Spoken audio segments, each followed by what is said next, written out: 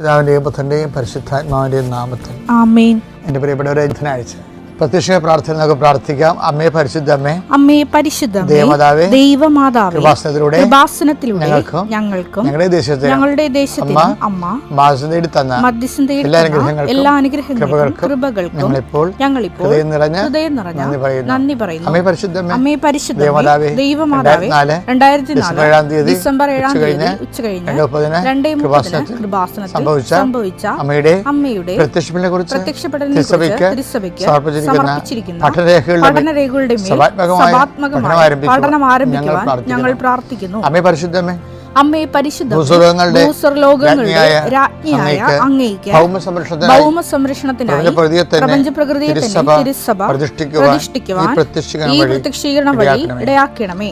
പരിശുദ്ധമ്മേ, ജപമാല മാതാവേ, സകല കൃപാസനം പ്രാർത്ഥനയോടും ചേർത്ത് ഞങ്ങളിപ്പോൾ പ്രാർത്ഥിക്കുന്ന ഈ കുടുംബത്തിന്റെ പ്രത്യേക നിയോഗം പറമക്കളെ, അമ്മയുടെ പ്രത്യക്ഷീകരണത്തിന്റെ അനുഗ്രഹവേളയിൽ ഞങ്ങൾക്ക് സാധിച്ചു തരുവാൻ കനിയണമേ. ആമേൻ. വിശ്വാസ പ്രമാണം. സർവശക്തനായ പിതാവും ആകാശത്തിന്റെയും ഭൂമിയുടെയും സൃഷ്ടാവുമായ ദൈവത്തിൽ ഞാൻ വിശ്വസിക്കുന്നു. അവിടുത്തെ ഏകപുത്രനും ഞങ്ങളുടെ കർത്താവുമായ ഈശോമിശിഹായിലും ഞാൻ വിശ്വസിക്കുന്നു. ഈ പുത്രൻ പരിശുദ്ധാത്മാവിനാൽ ഗർഭസ്ഥനായി കന്യകാമറിയത്തിൽ നിന്ന് പിറന്ന് പൊന്തിയോസ് പീലാത്തോസിന്റെ കാലത്ത് പീഡകൾ സഹിച്ച് കുരിശിൽ തറയ്ക്കപ്പെട്ട് മരിച്ച് അടക്കപ്പെട്ട് പാതാളങ്ങളിൽ ഇറങ്ങി മരിച്ചവരുടെ ഇടയിൽ നിന്ന് 3-ാം നാൾ ഉയർത്ത് സ്വർഗത്തിലേക്ക് എഴുന്നള്ളി സർവശക്തിയുള്ള പിതാവായ ദൈവത്തിന്റെ വലതുഭാഗത്തിരിക്കുന്നു. അവിടെ നിന്ന് ജീവിക്കുന്നവരെയും മരിച്ചവരെയും വിധിക്കുവാൻ വരുമെന്നും ഞാൻ വിശ്വസിക്കുന്നു. പരിശുദ്ധാത്മാവിലും ഞാൻ വിശ്വസിക്കുന്നു. വിശുദ്ധ കത്തോലിക്കാ സഭയിലും പുണ്യവാന്മാരുടെ ഐക്യത്തിലും പാപങ്ങളുടെ മോചനത്തിലും ശരീരത്തിന്റെ ഉയർപ്പിലും നിത്യമായ ജീവിതത്തിലും ഞാൻ വിശ്വസിക്കുന്നു. ആമേൻ. ഞങ്ങളുടെ പിതാവേ, അങ്ങയുടെ നാമം പൂജിതമാകണമേ. അങ്ങയുടെ രാജ്യം വരണമേ. അങ്ങയുടെ തിരുമനസ് സ്വർഗത്തിലെ പോലെ ഭൂമിയിലും ആകണമേ. അന്നു വേണ്ടുന്ന ആഹാരം ഇന്ന് ഞങ്ങൾക്ക് തരണമേ. ഞങ്ങളോട് തെറ്റ് ചെയ്യുന്നവരോട് ഞങ്ങൾ ക്ഷമിക്കുന്നത് പോലെ ഞങ്ങളുടെ തെറ്റുകൾ ഞങ്ങളോടും ക്ഷമിക്കണമേ. ഞങ്ങളെ പ്രലോഭനത്തിൽ ഉൾപ്പെടുത്തരുതേ, തിന്മയിൽ ഞങ്ങൾ രക്ഷിക്കണമേ. ആമേൻ. നന്മ നിറഞ്ഞ മറിയമേ, സ്വസ്തി. കർത്താവ് അങ്ങയുടെ കൂടെ സ്ത്രീകളിൽ അങ്ങ് അനുഗ്രഹിക്കപ്പെട്ടവളാകുന്നു. അങ്ങയുടെ ഉദരത്തിൻ ഫലമായി ഈശോ അനുഗ്രഹിക്കപ്പെട്ടവനാകുന്നു. പരിശുദ്ധ മറിയമേ, തമ്പുരാന്റെ അമ്മേ, പാപികളായ ഞങ്ങൾക്ക് വേണ്ടി ഇപ്പോഴും ഞങ്ങളുടെ മരണസമയത്തും തമ്പുരാനോട് അപേക്ഷിക്കണമേ. ആമേൻ. എൻ്റെ കർത്താവ് ഇന്നുമായ നാമത്തിൽ സഭയുടെ അധികാരത്തെക്കുറിച്ചിൻ്റെ അടയാളത്തെ ദൈവത്തിൻ്റെ ശക്തിയാൽ ഞാൻ മക്കളെ ആസ്വദിക്കുന്നു. കർത്താവ്, കമ്പോളങ്ങൾ, വ്യാപാര വ്യവസായങ്ങൾ, അധ്വാന മാർഗങ്ങൾ, സർവീസ് മേഖലകൾ, അവിടെ എല്ലാം അനുഭവിക്കുന്ന പ്രശ്നങ്ങൾ, ജോലിയില്ലാത്തവരുണ്ട്, വീടില്ലാത്തവരുണ്ട്, ബ്യൂട്ടി പാർലർ പൂട്ടാൻ പോകുന്നവരുണ്ട്, അതുപോലെ തന്നെ ഓരോരോ സർവീസ് സെൻറ്റേഴ്സ് അടക്കാൻ പോകുന്നവരുണ്ട്, ഈ ഗതി കിട്ടാതെ വിദേശ രാജ്യങ്ങളിലേക്ക് നാട് വിട്ട് പോകുന്നവരുണ്ട്. നിൻ്റെ തൊഴിൽ സംരംഭങ്ങൾ ആശീർവദിക്കുന്നു. തൊഴിലില്ലാത്തവർക്ക് തൊഴിൽ ലഭിക്കുന്നതിന് വേണ്ടി പുതിയ ഒരു വിഷയം അവരുടെ ജീവിതത്തിൽ കടന്നു വരാൻ ഇത് ചെയ്താൽ ശരിയാകും, ഇതാണ് വഴി, ഇതിലേ പോകുക എന്ന് പറഞ്ഞുകൊണ്ട് കർത്താവെ പുതിയ വഴി കാണിച്ചുകൊണ്ട് ആ വഴിയിലൂടെ ആട്ടിത്തെളിച്ചു കൊണ്ടുപോകുന്ന നിൻ്റെ ഇടയ ചൈതന്യത്തെ ആദരിക്കുകയും ആരാധിക്കുകയും ചെയ്യുന്നു. എൻ്റെ കർത്താവിൻ്റെ ഉന്നതമായ നാമത്തിൽ സഭയുടെ അധികാരത്തിൽ വിദ്യാഭ്യാസ മേഖലകളിലെ കുഞ്ഞുങ്ങൾ അനുഭവിക്കുന്ന മേൽഗതിക്ക് വേണ്ടി ഉയർന്ന വിദ്യാഭ്യാസത്തിന് വേണ്ടി ശ്രമിക്കുന്നവർക്ക് അഡ്മിഷൻ കിട്ടാതിരിക്കുകയും അവർക്ക് ഏത് സബ്ജക്റ്റ് എടുക്കണം, ഏത് കോളേജിലേക്ക് വന്ന് കൺഫ്യൂഷൻ കൊണ്ട് പ്രാർത്ഥിക്കുന്ന മക്കളും അവരുടെ മാതാപിതാക്കന്മാരെ ഈ നിമിഷം ഞാൻ ആശീർവദിക്കുന്നു. Lord Jesus Christ fire finger soak with precious blood Lord in peace spirit of power and grace. അതായത് ഇപ്പോൾ ആദിമസഭയിൽ ആൾക്കാർ നന്മ ചെയ്തുകൊണ്ട് ഇരുന്നത് എങ്ങനെയാണെന്ന് അറിയാമോ? തിന്മ ചെയ്യാൻ സാധിക്കാതിരുന്നതിൻ്റെ കാരണം നന്മ ചെയ്യുന്നവരുടെ എണ്ണം 90%, തിന്മ ചെയ്യുന്ന ആൾക്കാർ 10%. അതുകൊണ്ടാണ് നമുക്ക് ചുറ്റും സാക്ഷികളുടെ മഹാസമൂഹമുള്ളതുകൊണ്ട് അത് അയ്യോപാപികളായിട്ട് തിന്മയിലേക്ക് വീഴുന്ന ആൾക്കാർ അവിടെ ഭാരം നീക്കിക്കളാണ് ഇവരെ കണ്ട് വേണം. ഇവരെ കണ്ട് ജീവിച്ച സുവിശേഷം 100% ജീവിക്കാവുന്നതാണ് ആദിമസഭ നൽകുന്ന പാഠം. അപ്പോൾ എപ്പോഴും നമ്മൾ ചെയ്യുന്നത് ഇതിൻ്റെ എല്ലാം ചെന്ന് അവസാനിക്കുന്ന എൻ്റെ അടിവേരെന്താണ്? യേശു കർത്താവാണെന്ന് ഹൃദയത്തിൽ വിശ്വസിക്കണമാണ്. അത് ഹൃദയത്തിൽ അംഗീകരിക്കുകയാണ്. വിശ്വാസവും അംഗീകാരവും 2 കാര്യങ്ങളാണ്. വിശ്വാസം ഒരു നോർമലായിട്ടുള്ള വഴിയുണ്ട്, ഒരു ഇഫക്റ്റീവായിട്ടുള്ള വഴിയുണ്ട്. ദൈവം ഉദ്ദേശിക്കുന്നത് ഇഫക്റ്റീവായിട്ട് വഴിയാണ്. അപ്പം നിങ്ങളവർക്ക് ഇങ്ങനെയൊക്കെ ജീവിക്കാൻ പറ്റുമോ? തീർച്ചയായിട്ടും ജീവിക്കാൻ പറ്റും. കാര്യം ജീവിച്ച് കാണിക്കുന്ന അനേകം മനുഷ്യർ നമുക്ക് ചുറ്റുമുണ്ട്. അതുകൊണ്ടാണ് പൗലോസ് അപ്പോസ്തലൻ പറയണത്, നമുക്ക് എന്താ പറയണത്, നമുക്ക് ചുറ്റും സാക്ഷികളുടെ ഒരു സമൂഹം ഉള്ളത് കൊണ്ട്. ഹെബ്രായർ 12:1 നമുക്ക് ചുറ്റും കേട്ടോ, നമുക്ക് ചുറ്റും സാക്ഷികളുടെ വലിയ സമൂഹമുള്ളതിനാൽ നമ്മളെ വിഷമിപ്പിക്കുന്ന ഭാരവും പാപവും നമുക്ക് നീക്കിക്കളയാം. എന്താ കാര്യം? ആദിമസഭയുടെ ഒരു സ്റ്റാറ്റസ് ആണത്. കാര്യം എന്താണ്? നമുക്ക് ചുറ്റും സാക്ഷികളുടെ മഹാപ്രളയമാണ്. നന്മകൾക്ക് വേണ്ടി ജീവിച്ച് ജയിച്ച ആൾക്കാരില്ലേ, ഒത്തിരി ആദിമസഭയിലുണ്ടായിരുന്നു. അപ്പം അതുകൊണ്ടാണ് പൗലോസ് അപ്പോസ്തലൻ പറയണത്, നമുക്ക് ഇടറേണ്ട ആവശ്യമില്ല. എന്താ കാര്യം? ജയിച്ച ആൾക്കാർ നമ്മുടെ കൂടെ ഉണ്ട്. ഈ കടൽ കാണുമ്പോൾ പേടിക്കണ്ട, ഈ കടൽ നീന്തി കയറിയ ആൾക്കാർ നമ്മുടെ കൂടെ ഉണ്ട്. അതുപോലെ തന്നെയാണ് ഇപ്പം ചോദിക്കും, അയ്യോ അങ്ങനെയൊക്കെ ചിന്തിച്ചാൽ ജീവിക്കാൻ പറ്റുമോ? ഇതെന്ന് വെച്ച് കഴിഞ്ഞാൽ ഓട്ടോമാറ്റിക് ക്രിസ്ത്യൻസ് ഒന്നും പറഞ്ഞ സംഭവമില്ലേ. ഓട്ടോമാറ്റിക് ക്രിസ്ത്യൻസിൻ്റെ കയ്യിലാണ് ഈ അപകടം എല്ലാം വന്നിരിക്കുന്നത്. കാരണം ജനിച്ചു പോയത് ഒരു ക്രിസ്ത്യാനി ആയിപ്പോയില്ലേ. അപ്പോൾ ജനിച്ചത് ചിലപ്പോൾ ബാറുള്ള അപ്പൻ്റെ മകനായിട്ട് ജനിച്ചെങ്കിൽ അവരും അത് നടത്തിക്കൊണ്ടിരിക്കും. പക്ഷേ എന്താ പ്രശ്നം വെച്ച് കഴിഞ്ഞാൽ, അങ്ങനെയാണെങ്കിൽ ജീവിക്കാൻ പറ്റുമോ എന്ന് വെച്ചാൽ ശരിയാണ്, അങ്ങനെ ജീവിക്കാൻ പറ്റത്തില്ല. ഒന്നെങ്കിൽ നിങ്ങൾ സഭയിൽ നിന്ന് പോകണം, ഇത് ഏകപക്ഷീയമായിട്ട് പ്രഖ്യാപിക്കണം. ചില സമയത്ത് അധർവമായ പണം നമ്മുടെ കയ്യിൽ വന്നു ചേരും.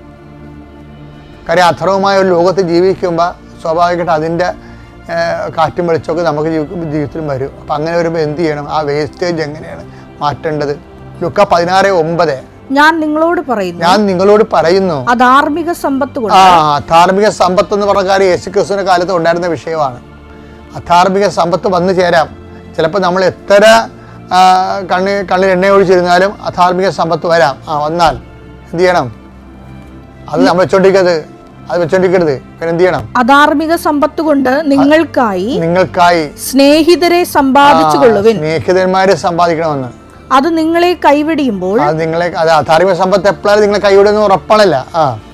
അവർ നിങ്ങളെ നിത്യകൂടാരങ്ങളിൽ സ്വീകരിക്കും. അതെന്താ സംഭവം? അതെന്താണ്? അത് 25 നിത്യകൂടാരങ്ങളിലെ നിങ്ങൾ സ്നേഹിതന്മാരെ സമ്പാദിക്കണമെന്ന് വെച്ച് കഴിഞ്ഞാൽ അതിൻ്റെ അർത്ഥം എന്താണ്? അത് 25-34 മത്തായിയുടെ സുവിശേഷം. അനന്തരം രാജാവ് തന്റെ വലതുഭാഗത്തുള്ളവരോട് പറഞ്ഞു, അരുൾ ചെയ്യും, എന്റെ പിതാവിനാൽ അനുഗ്രഹിക്കപ്പെട്ടവരെ വരുവിൻ. ലോകസ്ഥാപനം അതാണ് നിത്യകൂടാരം. കണ്ടില്ലേ? ലോകസ്ഥാപനം മുതൽ നിങ്ങൾക്കായി സജ്ജമാക്കിയിരിക്കുന്ന രാജ്യം അവകാശപ്പെടുത്തുവിൻ. നിത്യകൂടാരങ്ങൾ അവകാശമാക്കാൻ എന്ത് ചെയ്ത്? എന്തുകൊണ്ടെന്നാൽ അടുത്ത വായിച്ച് എന്തെന്നാൽ എനിക്ക് വിശന്നു.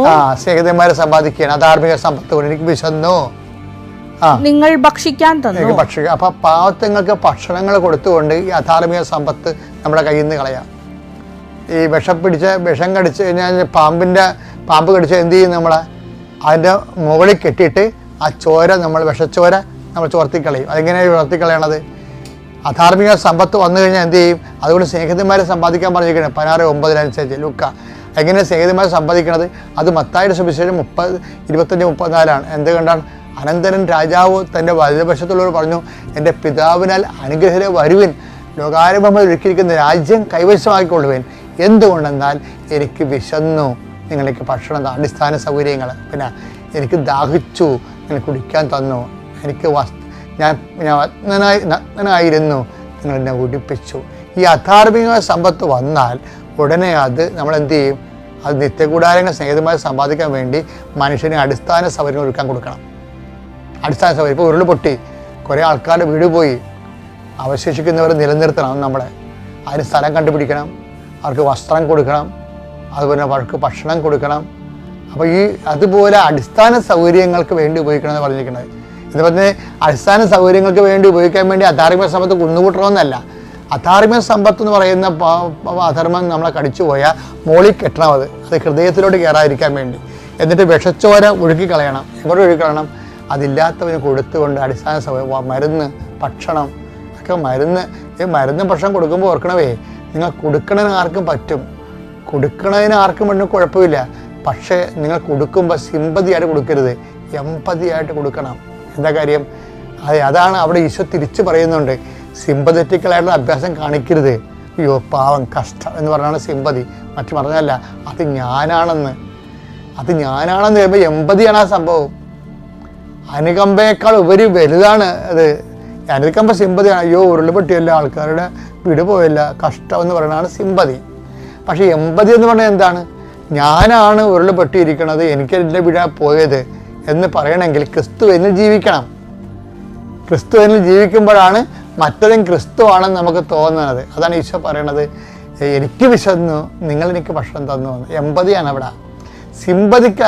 പല ആൾക്കാരും സിമ്പതികളായിട്ടും പലപ്പോഴും വരുന്ന, അതുകൊണ്ട് സിമ്പതിക്കലായിട്ടാണ് ചെയ്യുക. സൽപ്രവർത്തികൾ ചെയ്യുന്നുണ്ട്, പക്ഷേ സിമ്പതിക്കലായിട്ടാണ് ചെയ്യണത്. സിമ്പതിക്കായിട്ട് ചെയ്താൽ വർക്കൗട്ട് ചെയ്യത്തില്ല. മറിച്ച് എന്താണ്, എമ്പതറ്റിക്കലായിട്ടാണ് ചെയ്യേണ്ടത്. അത് കർത്താവാണെന്ന് നോക്കി ചെയ്യണം.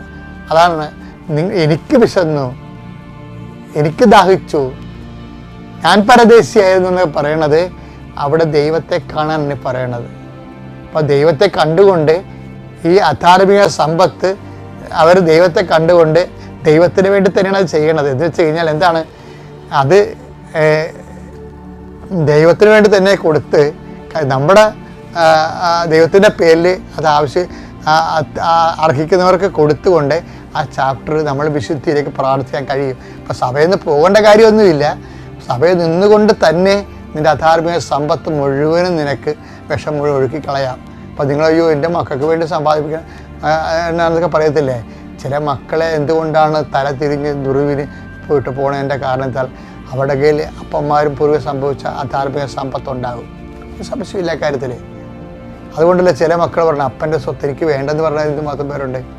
എന്താ കാര്യം, അപ്പൻ്റെ സ്വത്ത് ഉണ്ടാക്കിയത് എങ്ങനെയാണെന്ന് അറിയാം. ആ പാപത്തിൻ്റെ പണം കൊണ്ട് അക്കൽദാപം മേടിക്കേണ്ട കാര്യമില്ല, ശവപ്പറമ്പ് മേടിക്കേണ്ട കാര്യമില്ല. അപ്പം അതുകൊണ്ടാണ് അവർ വിശുദ്ധിയോടെ മാറുന്നത്. അങ്ങനെ മാറുന്നതുകൊണ്ട് റിസ്ക്കാണ്. പക്ഷെ അതൊക്കെ കൃപ കിട്ടിയ ആർക്കും ഒന്നും റിസ്ക് അല്ല. റിസ്ക് എന്നൊക്കെ പറയുന്നത് കൃപയില്ലാത്ത ഒരവസ്ഥയ്ക്കാണ് റിസ്ക് എന്ന് പറയണത്. സാഹസികം എന്ന് പറയണില്ല. ആരെങ്ങനെ സഹായിക്കാൻ കർത്താവില്ലാത്തപ്പോഴല്ലേ സാഹസികം ഉണ്ടാകണത്. സഹായിക്കാൻ അപ്പം നമ്മുടെ സഹായം കർത്താവ് സഹായിക്കുന്നില്ലെങ്കിൽ എല്ലാം സാഹസികമായി മാറും. കർത്താവ് സഹായിക്കുന്നില്ലെങ്കിൽ ഇപ്പം കർത്താവിനെ കൂടെ നിർത്തുക എന്നുള്ളതാണ് എന്ന് പറയുമ്പോൾ സാഹസികം പോലും ഇല്ലാതെ ഇരിക്കും. ഇപ്പോൾ അനായാസമായിട്ട് സാഹസികമല്ലാത്തൊരു ജീവിതം സാഹസികം പോലെ ജീവിക്കാനാണ് കർത്താവിൻ്റെ സഹായത്തിന് വിളിക്കുന്നത്. വചനത്തിൻ്റെ മുമ്പിൽ മകനും മകളും ആകാൻ നമുക്ക് പറ്റത്തില്ല. കാര്യം വചനം ആരാണ്? ആദ്യം വചനമുണ്ടായിരുന്നു, വചനം ദൈവത്തോടെയായിരുന്നു, വചനം ദൈവമായിരുന്നു.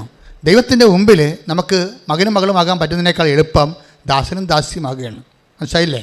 അപ്പോൾ ദാസനും ദാസിയുടെയും ഫീച്ചർ എന്താണ്? What is the feature of the servants? എന്താണത്? എൻ്റെ ദാസൻ തർക്കിക്കുകയോ ബഹളമുണ്ടാക്കുകയില്ല.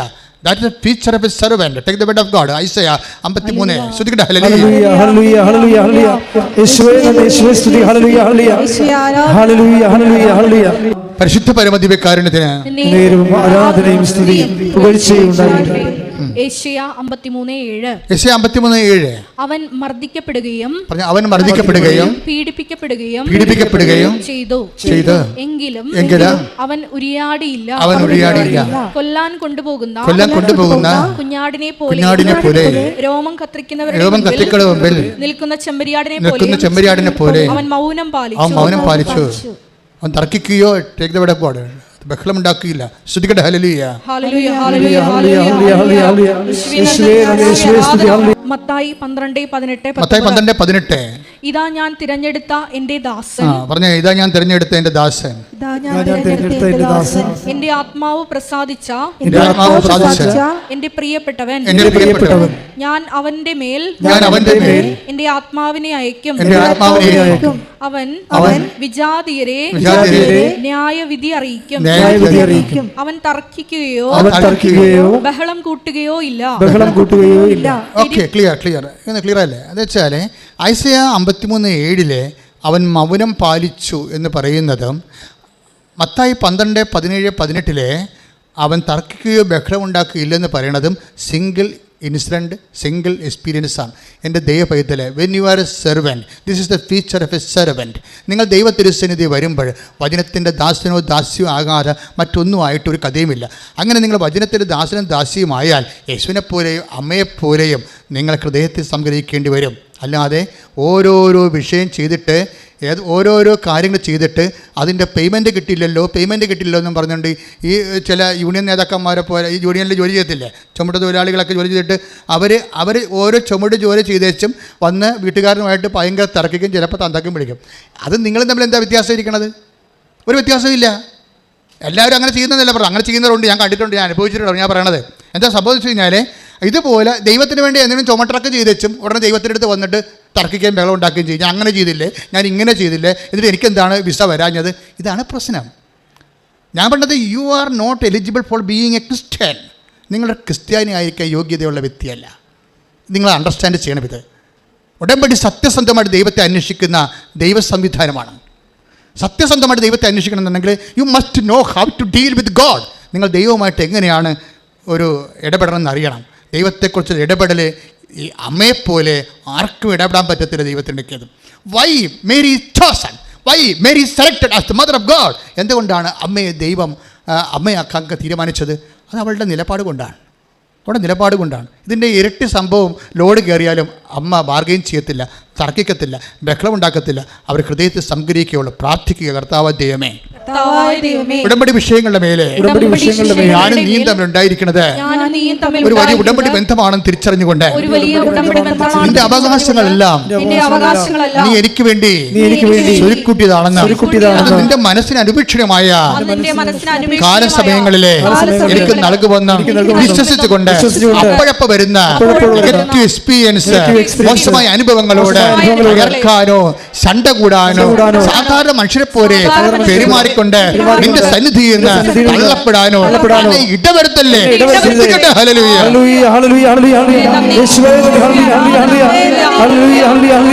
പരിശുദ്ധ പരമദിവ്യകാരുണ്യത്തിന് ഞെട്ടിപ്പിച്ചുകൊണ്ട് ആഷ്ലിയുടെ റിസൾട്ട് ഒറ്റ സിംഗിൾ അറ്റംപ്റ്റ്, ഒറ്റ പരീക്ഷ എഴുതിയിട്ടുള്ളൂ. എല്ലാം ഒരു ദിവസം കവർ ചെയ്ത് കൈയടിച്ച് കർത്താവിന് പരിശുദ്ധ പരമദിവ്യകാരുണ്യത്തിന് പരിശുദ്ധ പരമദിവ്യകാരുണ്യത്തിന്. എൻ്റെ പ്രിയപ്പെട്ടവർ, ഞാനിങ്ങനെ നിങ്ങളോട് ശാസിച്ച് പറയുമ്പോൾ നിങ്ങൾക്ക് നീരസം തോന്നരുത്. ഞാൻ നിങ്ങളെ എക്സ്ട്രാക്ട് ചെയ്തെടുക്കുകയാണ്. എക്സ്ട്രാക്ഷൻ എൻ്റെ മെയിൻ സംഭവമാണ്. കുറേ സംഭവങ്ങൾ ഉടമ്പടിയിലുണ്ട്. ഒന്നാമത്തെ വിഷയം എന്ന് പറയുന്നത് നമ്മൾ ആദ്യം പറഞ്ഞ പോലെ not by merit but by grace. രണ്ടാമത്തത് പ്രസൻസ്, ദൈവത്തിൻ്റെ സാന്നിധ്യം ഫീൽ ചെയ്യണത്. കഴിഞ്ഞ ദിവസങ്ങളൊരു സാക്ഷി ഇവിടെ ഉണ്ടായി. അതായത് ഇവർ വല്ലാത്തൊരവസ്ഥയിലായിപ്പോയി. ഞാനത് ഇവിടെ നിന്ന് കേട്ടതാണ്. എന്താണ് സിറ്റുവേഷൻ ഞാൻ ഓർക്കണില്ല. ഇവർ പറയുന്നത് എൻ്റെ മനസ്സിൽ തറച്ചൊരു സാധനമുണ്ട്. അപ്പോൾ ഇവരിങ്ങനെ ആ ഒരു സാഹചര്യത്തിൽ എൻ്റെ അമ്മേ നീ എങ്ങാനും ഇവിടെ ഉണ്ടോ എന്ന് ഞാൻ ചോദിച്ചു പോയെന്നാണ് അവർ പറയണത്. എൻ്റെ അമ്മേ, ഇപ്പം ഞാൻ ഒരിടത്തും ഇല്ലാത്ത അവസ്ഥയായി. എൻ്റെ അമ്മേ നീ എങ്ങാനും ഇവിടെ ഉണ്ടോ എന്ന് ഞാൻ കരഞ്ഞു ചോദിച്ചു പോയി. ആ സെക്കൻഡിൽ ആ പ്രദേശം മുഴുവനും സുഗന്ധാഭിഷേകം ഉണ്ടായിരുന്നു. ശ്രുതികട ഹല്ലേലൂയ.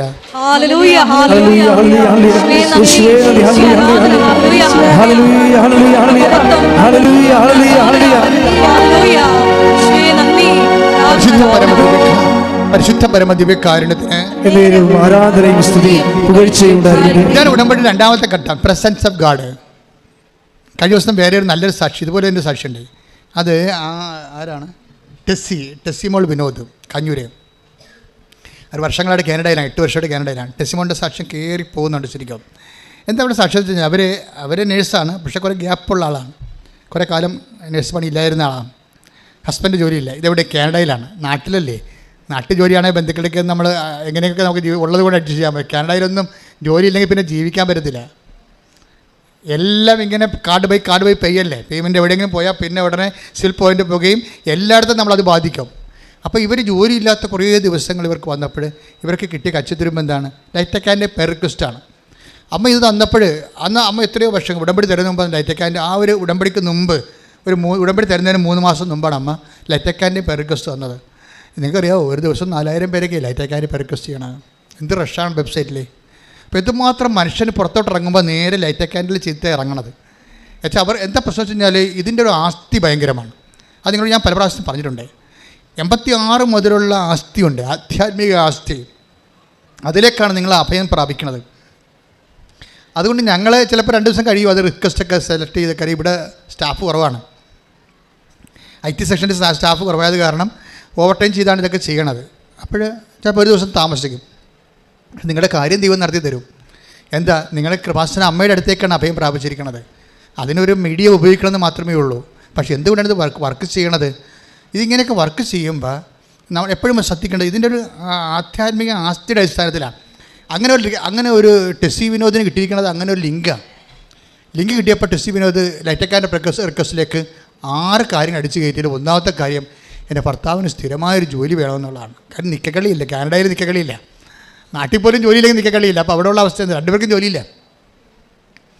അപ്പോൾ ഉടനെ അതിന് 6 ദിവസത്തിനുള്ളിൽ അമ്മ റെസ്പോണ്ട് ചെയ്ത് സ്ഥിരമായ അടിപൊളി ജോലി കൊടുത്തു.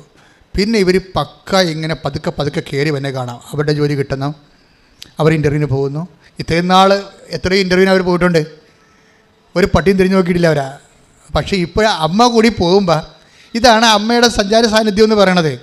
ഇപ്പം കൊടുത്തപ്പോൾ ഒരു ഹോസ്പിറ്റലുകാരെ വിളിച്ചപ്പോൾ എൻ്റെ ആദ്യം ഇൻ്റർവ്യൂ അവിടെ ഭാഷയും കാര്യങ്ങളൊക്കെ കുറച്ച് പ്രശ്നമുണ്ടെങ്കിലും ഒരു കുഴപ്പമില്ലാതെ അവരെ ഹോസ്പിറ്റലിൽ കയറി. ഒരു ലൈഫ്, ഒരു തകർന്നു പോയ ഒരു ലൈഫ് വെറുതെ ഒരു കമ്പ്യൂട്ടർ പ്രയോഗത്തിലാണ് സെറ്റ് ചെയ്ത് വരുന്നത്. ഒന്ന് ചിന്തിച്ച് നോക്കിയാൽ മക്കളെ. അപ്പോൾ ദൈവം എന്തുമാത്രം ഹോണർ ചെയ്യുന്നോ എന്ന് നിങ്ങൾക്ക് അതുകൊണ്ട് മനസ്സിലാക്കാം. ടെസ്സി അതിനുശേഷം ലൈഫൊന്ന് ക്രമീകരിച്ച് ദൈവത്തെ തിരിച്ചറിഞ്ഞപ്പോൾ പിന്നെ എല്ലാ ദിവസവും 1/2 മണിക്കൂർ പോയി അടുത്തുള്ള കത്തോലിക്ക പള്ളിയിൽ പോയി കർത്താവിൻ്റെ അടുത്തിരിക്കും. അത് നല്ല സാക്ഷ്യമാണ്. ആരും ചെയ്യാത്തൊരു സാധനമാണ്. നിങ്ങൾ ആരും ചെയ്യാത്ത കാര്യങ്ങൾ ചെയ്യുമ്പോൾ ശ്രദ്ധിക്കുക, നിങ്ങളെക്കൊണ്ട് ചെയ്യിക്കണത് ദൈവം തന്നെയായിരിക്കും. ഇവർ മറ്റൊരാരും ചെയ്യാത്ത തനത്ത് അവർ തീരുമാനമെടുത്തു. കർത്താവ് അവരുടെ ജീവിതം ലിഫ്റ്റ് ചെയ്ത് കഴിഞ്ഞപ്പോൾ അവർ 1/2 മണിക്കൂർ പോയി അടുത്തുള്ള പള്ളിയിലിരിക്കും. പള്ളി 1/2 മണിക്കൂർ കർത്താവിൻ്റെ അടുത്തിരിക്കും. അപ്പോൾ നല്ല -44 ആണ് ടെമ്പറേച്ചർ. നമുക്കിപ്പോൾ ഇപ്പോൾ ഇവിടുത്തെ ടെമ്പറേച്ചർ 19 ഉണ്ട് രാവിലെ. മൂന്നാറിലൊക്കെ 6 ആണ് ടെമ്പറേച്ചറാണ്, മൈനസല്ല കേട്ടോ, അത് പ്ലസ്സാണ്. എന്നിട്ട് നമ്മൾക്ക് എന്തെല്ലാം സ്വെറ്ററൊക്കെ ഇട്ടാണ് നമ്മൾ മൂന്നാറുകാരൊക്കെ ജീവിക്കണം അവിടെ ഇങ്ങോട്ടൊക്കെ വരണത്. ഇത് കാനഡയിൽ -44 0 വന്നിട്ട് പിന്നെ മൈനസിലേക്ക് പോവുകയാണ്. അപ്പോൾ ഐസ് കട്ടയായിട്ട് വീഴുന്ന സ്ഥലമാണ്. അത്രയും കിടുകിടുപ്പുള്ള സ്ഥലത്ത് ഇവർ പള്ളിയിൽ ഇങ്ങനെ ഇരിക്കുന്ന സമയത്ത് ഒരു ഹിന്ദിക്കാരി വരും എടുത്ത്. അവിടെ പഞ്ചാബ് കോളനി ഉണ്ടെന്നാണ് പറയണത്. ഒരു ഹിന്ദിക്കാരി വരും, സാരി ഉടുത്ത് വരും. എന്ത് സാരി? ഈ സിൽവർ ഗ്രേയിലെ സാരി ഉടുത്ത് ഹിന്ദിക്കാരി വന്ന് ചോദിക്കും, ചെടുത്ത് വന്ന് ചോദിക്കും, നിങ്ങൾ എന്താണ് ഇവിടെ ചെയ്യണമെന്ന് ചോദിക്കും. അപ്പോൾ ടെസ്സി പറയും, എൻ്റെ ദൈവം ആ കൂടിൻ്റെ അകത്തുണ്ട്, ആ സക്രാരിലുണ്ട്, ഞാൻ എൻ്റെ ദൈവത്തിൻ്റെ അടുത്ത് ഇരിക്കുകയാണ്. ഓക്കെ വെൽ എന്ന് പറഞ്ഞാൽ അടിച്ചു അവൾ പോകും. പിന്നെ അവളെ കാണത്തില്ല. ടെസ്സി പറയണത് ഈ ഹിന്ദിക്കാരി അവിടെ ഹിന്ദിക്കാർ കുറേ അകലെയാണ് പഞ്ചാബുകാരുള്ളത്. പക്ഷേ ഈ വയറൊക്കെ കാണിച്ച് നെക്കൊക്കെ തോന്നുന്നത് ഈ -44 ആര് വരാനാ? അതാണ് ചോദ്യം. -44 തണുപ്പിൽ അത്രയും കൊടും ശൈത്യത്തിൽ ഈ സാരി എന്ന് പറയുമ്പോൾ നമുക്കറിയാവില്ല, കഴുത്ത് കാണും. നമ്മുടെ ഈ പട്ടാളക്കാരൊക്കെ ട്രക്കിങ്ങിൽ പോകണില്ലേ, അവർ ട്രക്കിനൊക്കെ പോകുമ്പോൾ അവർ അറിയാതെ എങ്ങാനും വണ്ടിയുടെ പുറത്ത് കൈ ഇട്ട് കഴിഞ്ഞാൽ കൈ കണ്ടിച്ചു പോകും, മരവിച്ച് അത്രയും ഒരു അവസ്ഥയിൽ. അപ്പോൾ അവർ പറഞ്ഞത് മനുഷ്യനല്ല എന്നാണ് പറയണത്. അമ്മയുടെ കളർ സാരി ഉടുത്ത് വന്നിരിക്കുകയാണ്. സംചാര സാന്നിധ്യമാണ്. ഞാൻ എപ്പോഴും നിങ്ങളോട് പറയും, ഉടമ്പടിയിൽ നിങ്ങൾ ഉടമ്പടി വെടിപ്പായിട്ടാണ് ചെയ്യണത്, ദൈവത്തിന് വേണ്ടിയാണ് ചെയ്യണതെന്ന്. ഇപ്പം നിങ്ങൾക്ക് വേണ്ടിയാണ് പലരും ചെയ്യണത്. അതാണ് പ്രശ്നം. ദൈവത്തിന് വേണ്ടിയല്ല ചെയ്യണത്. നിങ്ങൾ കൃപാസനം പത്രം കൊടുക്കുന്നുണ്ട്, പക്ഷേ നിങ്ങൾക്ക് വേണ്ടിയാണ്. നിങ്ങളുടെ ജോലി കിട്ടാൻ വേണ്ടി എണ്ണി തികച്ച് ഇനി എണ്ണി നോക്കുമോ, ഇനി 10 പത്രം, ഇനി 6 പത്രം, ഇനി 4 പത്രം. ആശ്വാസം. പത്രത്തിൽ എണ്ണം കഴിയുന്തോറും ആശ്വാസം കൂടിയിരിക്കുകയാണ്. നിന്നോട് ആര് പറഞ്ഞ് ഈ തലവേദന എടുക്കുക വെച്ചേക്കാം? വല്ല കഥയുണ്ടാ? നീ വരെ പണിക്ക് പോകും. നിനക്ക് പറഞ്ഞിട്ടുള്ള അല്ല ഇത്. ഓരോ 10 പത്രം 15 പത്രം മേടിച്ചിട്ട് 5 എണ്ണം കൊടുത്തു പോകും. ഇനി 10 ഉള്ളൂ, 10 സമാധാനമായി. അപ്പോൾ പത്രത്തിൻ്റെ എണ്ണം കുറയുന്നതനുസരിച്ച് സമാധാനം ഉണ്ടാകുന്നത് മാനുഷിക സമാധാനമാണ്. You are not doing the duty of God. ദൈവത്തിൻ്റെ ജോലിയല്ല ചെയ്യണത്. നിൻ്റെ കാര്യം എന്തോ നേടാൻ വേണ്ടി സാങ്കേതികമായിട്ട് ദൈവത്തെ നീ വരച്ച വരെ കൊണ്ടുവരാൻ വേണ്ടി കുറേ അഭ്യാസങ്ങൾ കാണിക്കുകയാണ്. ഇതൊന്നുമല്ല ഉടമ്പടി.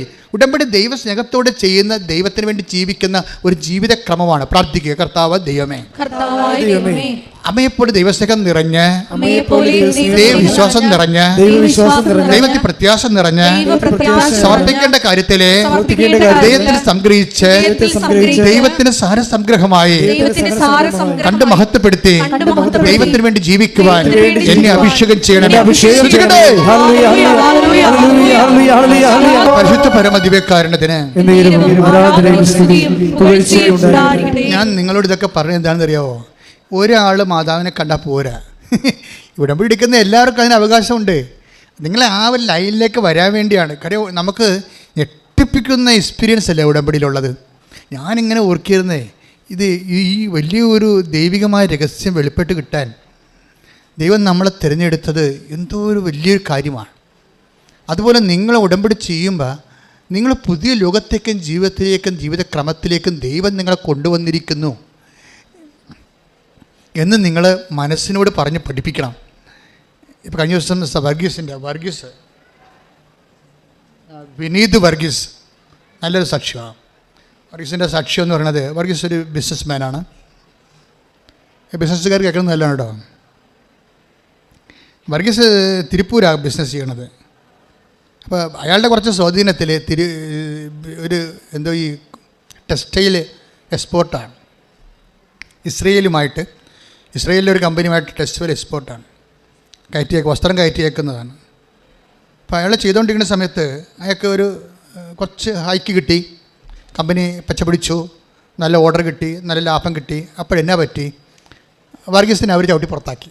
അതാണ് എല്ലായിടത്തും പ്രശ്നം. അതാണല്ല, നമ്മുടെ കൊണ്ട് കാര്യം കണ്ടു കഴിയുമ്പോൾ പിന്നെ പിശാച് കയറി അവരത് ഒതുക്കി കളയുക. അപ്പോൾ വർഗീസ് ഇവിടെ വന്നിച്ചും ഉടമ്പടി എടുത്തുവെച്ച് എന്നെ കണ്ട് എമർജൻസി കേസായ കാരണം കണ്ടപ്പോൾ ഞാൻ പറഞ്ഞു, നിന്നെ ഒന്നും ചവിട്ടി പുറത്താക്കത്തില്ല, നീ മര്യാദക്ക് അമ്മയുടെ കൂടെ നിന്നാൽ മതി. നീ ഒന്നും ചവിട്ടി പുറത്താക്കത്തില്ല. കാര്യം അമ്മ വിചാരിക്കാതെ, കമ്പനിയല്ല, ഈ ബിസിനസ് ഒന്നുമല്ല, അമ്മയല്ലേ. അപ്പോൾ നീ ഈ കാശ്വര്യം കൊണ്ട് ഒന്നും അവരോട് സംസാരിക്കണ്ട, ഞാനൊരു കാശ്വര്യം കൊണ്ടേ കൊടുത്തു, നീ ഒരു വിശ്വാസപ്രമാണം ചൊല്ലി ഈ കാശ്വര്യം കൊണ്ടേ കമ്പനി വെച്ചാൽ മതി, ബാക്കിയെല്ലാം അമ്മ ചെയ്തോളൂ എന്ന് പറഞ്ഞു.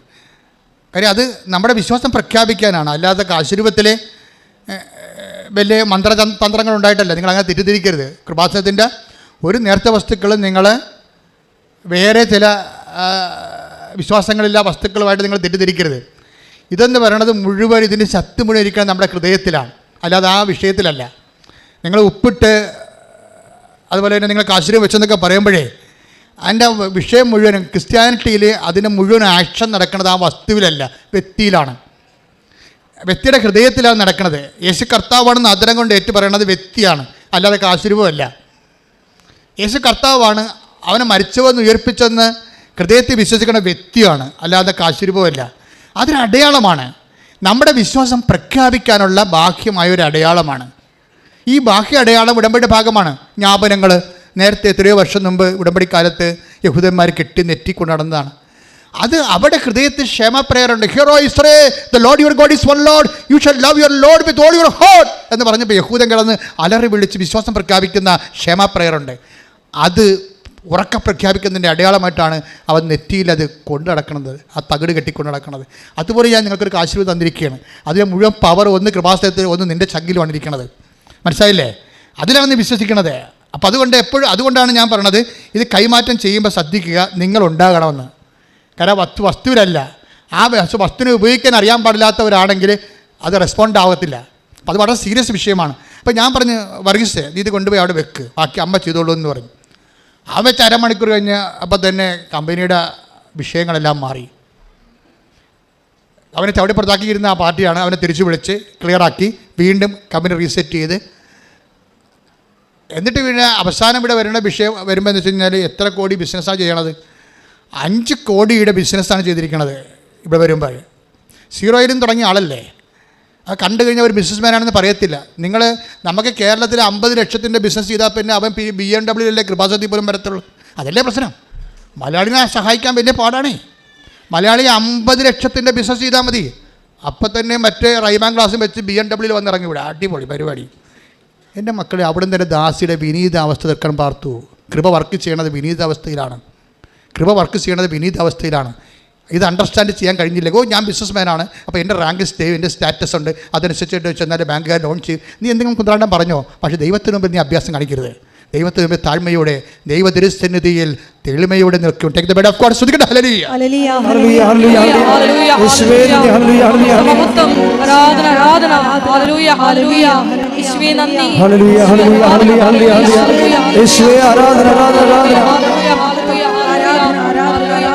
വിശുദ്ധ പരമ ദിവ്യകാരുണ്യത്തിന് എന്നേരവും ആരാധനയും സ്തുതിയും പുകഴ്ചയും ഉണ്ടാകട്ടെ. 1 പത്രോസ് 5:6. 1:10-6. ദൈവത്തിന്റെ ശക്തമായ കരത്തിൻ കീഴിൽ പറഞ്ഞ ദൈവത്തിന്റെ ശക്തമായ കരത്തിന്റെ കീഴിൽ നിങ്ങൾ താഴ്മയോടെ നിൽക്കുവിൻ. നിങ്ങൾ താഴ്മയോടെ നിൽക്കുവിൻ. അവിടുന്ന് തക്ക സമയത്ത് നിങ്ങളെ ഉയർത്തിക്കൊള്ളും. ഇതാണ് അവിടുന്ന് ഉയർത്തുന്ന കാര്യത്തിൽ സംശയമില്ല. പക്ഷേ ദൈവത്തിൻ്റെ ഒരു സമയത്താണ്. വർഗീസിൻ്റെ വിഷയം എന്താണ്? വിനീത് വർഗീസ് എന്താ ചെയ്യണത്? വിനീത് വർഗീസിനോട് ഇവിടെ ആയിരിക്കുമ്പോൾ തന്നെ തിരുപ്പൂരെന്ന് കൂട്ടുകാരെ വിളിച്ച് ചോദിക്കണം, എടാ ഓർഡർ വന്നാ? ആ ഓർഡർ വന്നു. എത്ര ലക്ഷത്തിൻ്റെ? 5 കോടിയുടെ. ഞങ്ങളാണല്ലോ ഓണേഴ്സുമായിട്ട് സംസാരിച്ചുകൊണ്ടിരുന്നത്. ഇതാണ് വിഷയം. തിരുപ്പൂരത്തുള്ള ഓണേഴ്സ് രാവിലെ മുതൽ ഇൻ്റർനെറ്റിൽ അവർ ഓണറുമായിട്ട്, ഇസ്രയേലിലെ ഓണറുമായിട്ട് ഡിസ്പ്യൂട്ട് ചെയ്തുകൊണ്ടിരിക്കുകയാണ്. ഓർഡർ ലഭിക്കുന്നതിനെക്കുറിച്ച് അവർ അങ്ങോട്ടും ഇങ്ങോട്ടും ഇൻട്രാക്ട് ചെയ്തുകൊണ്ടിരിക്കുകയാണ്. പക്ഷേ ഓർഡർ വന്നിരിക്കുന്ന ആരുടെ അക്കൗണ്ടിലാണ്? വർഗീസിൻ്റെ അക്കൗണ്ടിലാണ്. ഓർഡർ വർഗീസ് തിരിച്ചടിച്ചു. നിങ്ങൾ ഓണർമാരുമായിട്ടാണ് സംസാരിക്കുന്നത്, ഞാൻ എൻ്റെ അമ്മയുമായിട്ടാണ് സംസാരിച്ചത്. കൈ ഇടിച്ച് കർത്താവ്. ഹല്ലേലൂയ.